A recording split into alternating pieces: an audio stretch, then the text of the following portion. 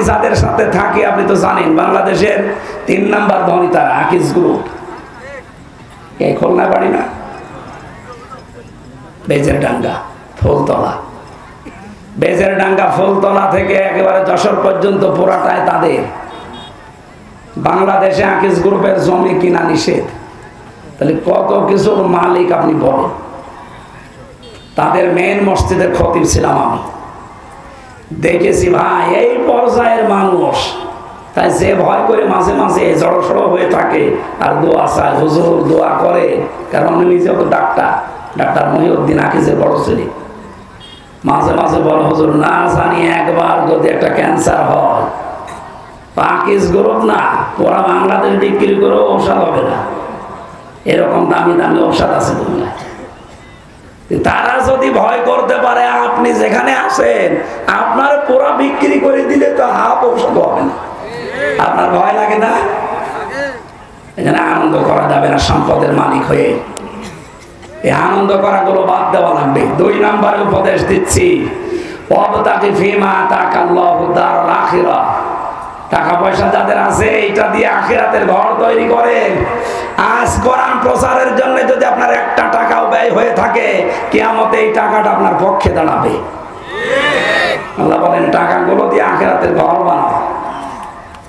কারণ আপনি যতই চেষ্টা করেন আর 100 বছর পরে এখানে থাকতে পারবেন? বলেন না, পারবেন না। আপনি যদি বলেন আমি হায়াত কিনবো, কে বলেছে? আকিজের এই মেজো ছেলে যেটা মারা গেল, শেখ মমিন, ওর যা টাকা আছে হায়াত কেনার বিষয় হলেও কিনতে পারতো না, পটল তুলিস চলে গেছে।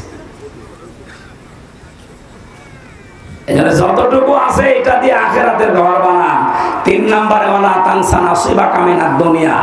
দুনিয়া ভুলে যান না, দুনিয়া ভুলে যান না মানে আপনার যতটুকু প্রাপ্য এখানে আছে ততটুকু আপনি ব্যয় করেন, কিন্তু অপচয় করা যাবে না।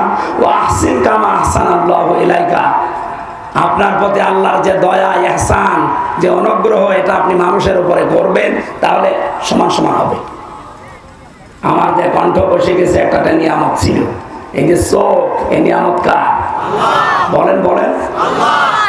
আমি সৌদিতে মদিনায় যখন ছিলাম কিছুদিন আগে একটা ভিডিও দেখছিলাম, বিচারক একটা 11 বছরের অন্ধ ছেলে হাফেজ, তারে ডাক দিয়ে বলছে তুমি যে এত সুন্দর তেলাওয়াত করলে, তোমার যে চোখ নেই, তোমার আফসোস হয় না? আল্লাহর প্রতি তোমার কোনো অভিযোগ নেই? ছেলেটা চোখের পানি ফেলে দিয়ে বলছে, বিচারক আমার তো অভিযোগ নেই, আমি আরো খুশি আল্লাহর উপরে। বিচারক বলছে কি বললে, তুমি খুশি মানে? বলছে হ্যাঁ, আমি যদিও অন্ধ, আমার 11 বছর বয়স, আমি জানি আমার 15 বছর আগে আমার গোনা লেখা শুরু হবে না, আমার একটা গোনা এখনো হয়নি, কিন্তু আমি বিশ্বাস করি কিয়ামতে প্রতিটি জিনিসের হিসাব দেওয়া লাগবে।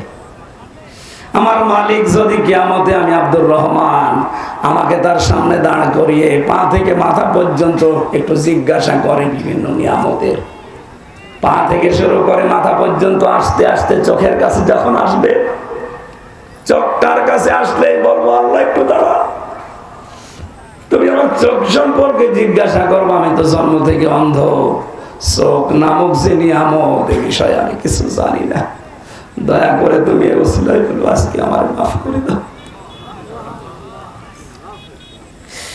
ছোট 11 বছরের আব্দুর রহমানের কম চিন্তা, আর আমি আছি কোন ধান্দায়? তোমার উপর আল্লাহ যে দয়াগুলো অনুগ্রহ করে করেছে ওইগুলো মানুষের উপরে দেখাও, অন্তত ইরশাদ হবে।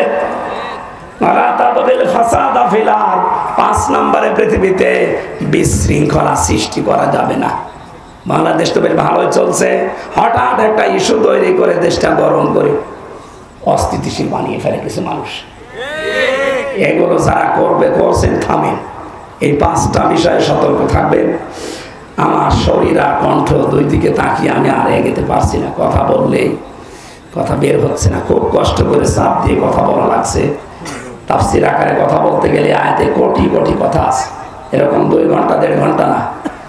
আগামীতে আসলে শীতের সময় নিয়ে আসেন, এই মাহফিল গরমের সময় হয় না। শীতের সময় আমি যেহেতু এখন বাইরে আছি, আল্লাহ ভেতরে না দেয়, তো বাইরে থাকলে অন্তত শীতের সময় দাওয়াত নেবেন, আসবো ইনশাল্লাহ। এই ভাইয়ের মাদ্রাসা একটা মাহফিল আছে এই পাশে, শীতের সময় দিয়েছি, ইনশাআল্লাহ ওই সময় কথা বলবো। আমি জেলখানায় বসে মেয়েদের উপরে পরকীয়া প্রেম যারা করে তাদের উপরে বইগুলো লিখেছিলাম, 2টা বই। আর যারা পারিবারিক জীবনে শান্তিতে নেই, মেয়ে বেরিয়ে চলে যাচ্ছে, স্ত্রী 2-3 সন্তান রেখে চলে যাচ্ছে, এই পারিবারিক জীবনের দাম্পত্য কলহ এবং তার সমাধান 19টা। কয়টা? এই বইটা নিয়ে যাবেন এখান থেকে মোনাজাতের পরে, স্ত্রীকে, মেয়েকে, বউকে, বোনকে, মাকে পড়াবেন। ছেলেদের একটা আছে, মেয়েদের একটা আছে।